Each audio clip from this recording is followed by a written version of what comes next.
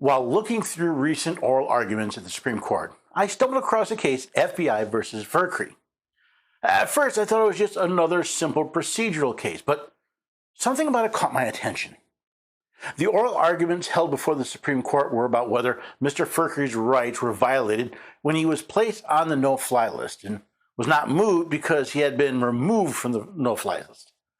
As I started looking deeper into the case, though, I found intrigue worthy of a Grisham novel. So we'll look at that next on the Constitution Study.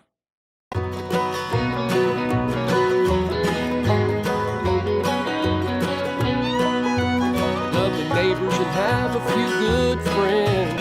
Every day we're everyday Americans. Oh, every day we're everyday Americans.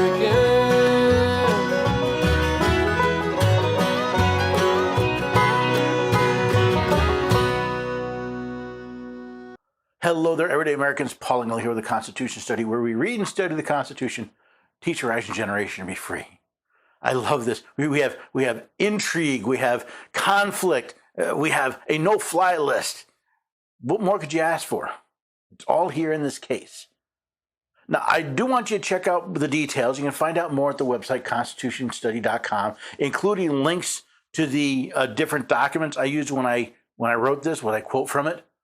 I'll talk more about the website after this episode, but now let's get into this case, Fikre versus FBI, and all the intrigue that goes along with it. Most Americans have heard of the no-fly list. Created after the 9/11 terrorist attacks, the watch list is actually two lists. From the FBI's petition to the Supreme Court, we read, the Terrorist Screening Center, a division within the FBI's National Security Branch, maintains a terrorism watch list. Two components of that watch list are the no-fly list, which contains the names of individuals who are prohibited from flying within, to, from, and over the United States, and the selectee list, which contains the names of individuals who must undergo enhanced security screening before being permitted to board a flight. According to Laura K. Donahue in her book, The Cost of Counterterrorism, Power, Politics, and Liberty, when the watch list was created, the no-fly and selectee list contained less than 1,000 names. By April 2005, those lists contained over 70,000 names. Updated numbers are hard to obtain since the FBI keeps membership in this list secret, even from those on the list.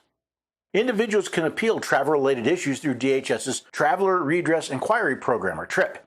Before 2015, individuals who requested redress using DHS TRIP were not told whether they were on the no-fly list and were not given any reason or evidence supporting their possible inclusion on that list.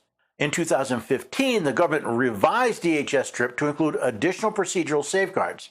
United States citizens and lawful permanent residents seeking redress now are told whether they are on the no-fly list and, to the extent possible consistent with national security and law enforcement interests, the reasons for their status.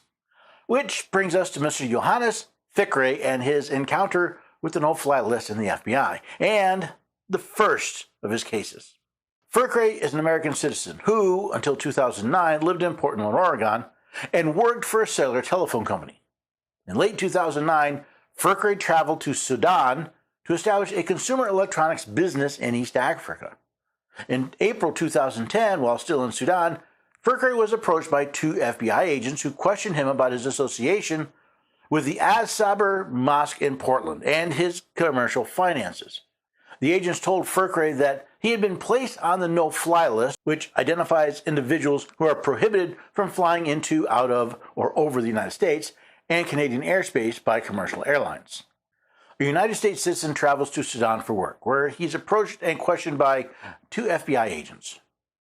While I did not find the details in the Ninth Circuit opinion, it appears the primary, if not only reason, the FBI questions Mr. Fikre was his association with a mosque and his business. Somehow this was enough to place Mr. Fikre on the infamous no-fly list, or was it? The FBI agents offered to remove Fikre from the list if he became a government informant. Fikre refused. Here's where the red flags flew up for me. Is Mr. Fikre a danger to air travel or merely a potential informant for the FBI? Either way, Mr. Fikre is unable to return to the country of his citizenship because he has been put on a list. But his tribulations were not over. Fikre's business took him to the United Arab Emirates in September 2010. As recounted by Fikre, Emirati secret police seized him from the place where he was staying in June of 2011 and transported him to an unknown location where he was imprisoned and tortured for 106 days. During this time, Fikre was interrogated about his connection to the Az-Sabr Mosque and the nature of his financial dealings. Why was the UAE interested in a mosque in Portland, Oregon? One of the interrogators told Fikre that the FBI had requested his detention. Now, Mr. Fikre was released by UAE officials in September 2011. Since he was unable to return home because of him being on the no-fly list, he sought refuge in Sweden. While the process of being placed on the no-fly list is shrouded in secrecy, the government was nice enough to provide a way to challenge your placement. The Department of Homeland Security's Traveler Redress Inquiry Program allows individuals the opportunity to have the Transportation Security Administration review and, if appropriate, correct their files if it determines that a person has been erroneously placed on a watch list. It appears, when it comes to the no-fly list, you're considered guilty until proven innocent. That is, if you can actually find out you're on the no-fly list. As initially implemented in 2007, the government responded to trip inquiries without confirming a traveler's inclusion on the no-fly list. Fikre attempted in November 2013 to rectify his situation through TRIP, but the DHS neither confirmed nor denied his placement on the no-fly list in response to this first inquiry. It stated only that no changes or corrections were warranted at that time. Basically, the United States government would neither confirm nor deny that Mr. Fikre was on the no-fly list, even though he was not allowed to board an airplane to the United States because he was on the list. The standard bureaucratic doublespeak, no? In 2015, the DHS modified TRIP to comply with the judgment in Latif versus Holder. The revised TRIP protocol includes additional procedural safeguards that were unavailable at the time Fikre filed his action. Requesters are now appraised of their presence or absence on the no-fly list and the unclassified reasons for their status. Applying the revised procedures in February 2015, the DHS informed Fikre that he was and would remain on the no-fly list because he had been identified as an individual who may be a threat to civil aviation or national security. No other reasons were provided for the decision to maintain Fikre on the no-fly list. 8 years after its implementation, the Traveler Redress Inquiry Program now actually admits if someone is on the no-fly list. Now this program admits that Fikre is, in fact, on the no-fly list. The only reason given is that someone thinks he's a threat to civil aviation or national security. Apparently, the concept of due process is as foreign to the FBI as the idea of liberty and justice for all. Now, what did Mr. Fikre do in response to this revelation from the FBI? He filed a lawsuit. Fikre avers that these events damaged his reputation by stigmatizing him as a suspected terrorist and so strained his marriage that his wife divorced him while he was stranded outside of the country. Fikre brought the instant suit against the government, raising a variety of common law, statutory, and constitutional claims. As relevant here, Fikre alleged that the FBI violated his right to substantial due process by depriving him of his liberty interest in his reputation and international travel, and by conditioning his removal from the no-fly list upon his agreement to become a government informant. Fikre's complaint also maintained that the FBI denied him procedural due process by placing and keeping him on the no-fly list without adequate notice and an opportunity to be heard. Fikre prayed for injunctive and declaratory relief for both due process claims and asked, among other things, for a declaration by the government that he should not have been added to the no-fly list. The court noted that Fikre's original complaint contained 16 causes of action, but the appeal only dealt with his due process and Fourth Amendment claims. This is where the next twist in our saga appears. The defendants moved to dismiss the operative complaint and, shortly thereafter, notified Fikre that he had been removed from the no-fly list. In a joint status report filed at the district court's direction, Fikre agreed, to the extent he sought an injunction requiring the defendants to remove him from the list. That claim was moot. Fikre contended, however, that he remained entitled to other injunctive and declaratory relief. Now that they're being sued, the FBI removes Fikre from the no-fly list. then claims he no longer has a cause of action because he's not on the list anymore. The Ninth Circuit Court noted the district court subsequently dismissed Fikre's remaining procedural and substantive due process claims in a detailed decision. The court reasoned that the government's removal of Fikre from the no-fly list was a sufficiently definite action to render his claims moot. In reaching this conclusion, the district court observed that the defendants had publicly stated that Fikre was no longer on the no-fly list, that more than 6 months had elapsed since the change in status, and that the record did not indicate a lack of good faith on the government's part. The district court also emphasized that the courthouse doors will be open to Fikre were he to be reinstated to the no-fly list in the future. Not only did the district court ignore the consequences of the FBI placing Mr. Fikre on the no-fly list, it actually claimed there was no lack of good faith on the government's part. To my knowledge, the FBI has yet to produce any evidence of probable cause that Mr. Fikre was ever a threat to air travel or national security. Furthermore, the FBI tried to extort Mr. Fikre to become an informant in exchange for not only being removed from the list, but being allowed to go home. There's also testimony that the FBI engaged a foreign entity, the United Arab Emirates, to detain and torture Mr. Fikre in what appears to be an attempt to circumvent U.S. law and the Constitution. How much bad faith does the district court need? We reverse the district court's dismissal of Fikre's due process claims and remand for further proceedings. Now, in 2018, 11 years after his saga began, the Ninth Circuit reversed the district court's decision of mootness. This means the case went back to the district court to be heard. Now, one might hope that Mr. Fikre's ordeal was over, but no. The district court again found Mr. Fikre's case moot, although with a few modifications. Once again, Mr. Fikre appealed to the Ninth Circuit.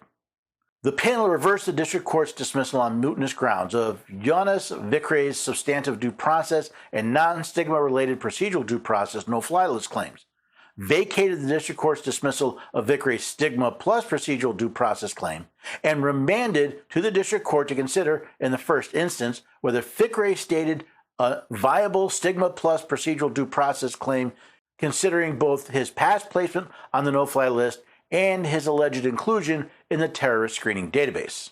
While the district court separated the stigma-related and non-stigma-related claims, the circuit court pointed out, the panel held that because the government failed to follow the instructions given by this court the last time Fikre's case was before the court, the district court erred by dismissing as moot Fikre's no-fly list claims. Now, what did the government fail to do? In Fikre 1, the court held that an exception to mootness, the voluntary cessation doctrine, applies to Fikre's no-fly list claim. On remand, FBI Supervisory Special Agent Christopher Courtwright filed a declaration in support of the government's motion to dismiss. The panel held that the Courtwright declaration did not provide the assurances specified by Fikre 1 as adequate to overcome the voluntary cessation to mootness. The government has assured Fikre only that he does not currently meet the criteria for inclusion on the no-fly list. It has not repudiated the decision to place Fikre on the list, nor has it identified any criteria for inclusion on the list that may have changed. Because Fikre 1 governs, the district court should not have dismissed the no-fly list due process claims as moot. So the FBI basically said, whoopsie, and thought that would get them off the hook. Well, the Ninth Circuit didn't buy that, and since the FBI did not buy the Ninth Circuit's opinion, they appealed to the Supreme Court. Now, the Court of Appeals erred in holding that respondents' claims challenging his placement on the no-fly list are not moot, even though he was removed from that list 7 years ago, and the government has submitted a sworn declaration stating that he will not be placed on the no-fly list in the future based on currently available information. Not surprisingly, the FBI seems to be ignoring those inconvenient facts found in the Ninth Circuit's case. The reason behind their appeal is that other circuits have found differently. The court's holding directly conflicts with the decisions of the Fourth and Sixth Circuits that have found similar no-fly list claims moot upon the execution of declarations materially identical to the one in this case. Yet Sopan Joshi, an attorney representing the FBI, stated in his opening remarks during oral argument at the Supreme Court, respondents' no-fly list claims are moot. He's not on the list. He hasn't been on the list in 8 years, and he won't be put back on the list in the future based on the currently available information. that makes it absolutely clear that his return to the list for the same reasons he was put on it initially can't reasonably be expected to recur. How is it absolutely clear that Mr. Fikre will not be returned to the no-fly list for the same reasons he was initially put on if the FBI refuses to identify the reason he was put on the list in the first place? And how can Mr. Fikre avoid being placed on the list if the FBI won't identify what changed to have him removed from the list? What at first seemed to be little more than a procedural case has really captured my attention. Intrigue, spycraft, and blacklists. It reminds me of the Tom Clancy list I used to enjoy.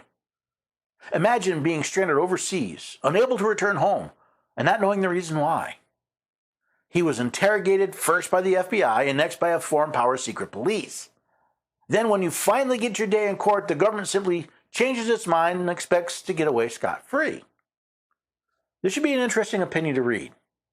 I wonder how many U.S. citizens have been captured by the no-fly list without any probable cause or due process. This is also not the first time a government has attempted to get away with illegal acts by changing things after the fact and calling the claims against them moot. All in all, it could be a very interesting opinion indeed. Do you agree with me this is an interesting case? Again, put yourself in Mr. Fikre's position. He goes overseas for work and finds himself trapped, interrogated by the FBI, tried to be turned into an informant, interrogated by a foreign power, all while not being able to come home. And then finally, when he sues, and the FBI says, "Oh, sorry, we'll take you off the list." And they act like that's okay, like that's enough. I agree, this is going to be a very interesting opinion. I'm really looking forward to it. I hope you're looking forward to not only that, but other content we produce here at the Constitution Study. I've been working on a lot of stuff. I've got some trips coming up that you may be interested in. You can find out more at the website, constitutionstudy.com. Maybe sign up for a mailing list. I've added my daily news digest, the Constitution Study Daily News Digest. Every day, every morning, you get an email with the news events I'd posted in the last 24 hours that, well, I thought you might find interesting. Again, absolutely free. Just go to constitutionstudy.com, click the mailing list button, and put in your email address and tell me which list you want to be on. Maybe you'll check out the Patriots program while you're at it. We're still getting going. I'm still building content. We're still trying to get things put together, but we're growing, and it's a very interesting program. It's designed to give you tools to defend your rights. Try out the boot camp. Even if you don't sign up, the boot camp is free. It's online, and you can learn something. Maybe get some tools that you can use to defend your rights, even if you don't join. I'm still working on a Zoom event. If you want to participate live via Zoom, I'm still working on that. Hit a little hiccups, but we're still working on it. Most of all, I hope you find useful the content we're developing here. I hope you'll support the work that we're doing, whether by sharing it with others or donating to the cause. We're trying to keep Americans free. We're trying to give we the people the ability to control our lives again, not simply be subjects of overruling governments, but to once again be the land of the free and the home of the brave. If that's something that intrigues you, I hope you come back and join us here next time for the Constitution Study. Love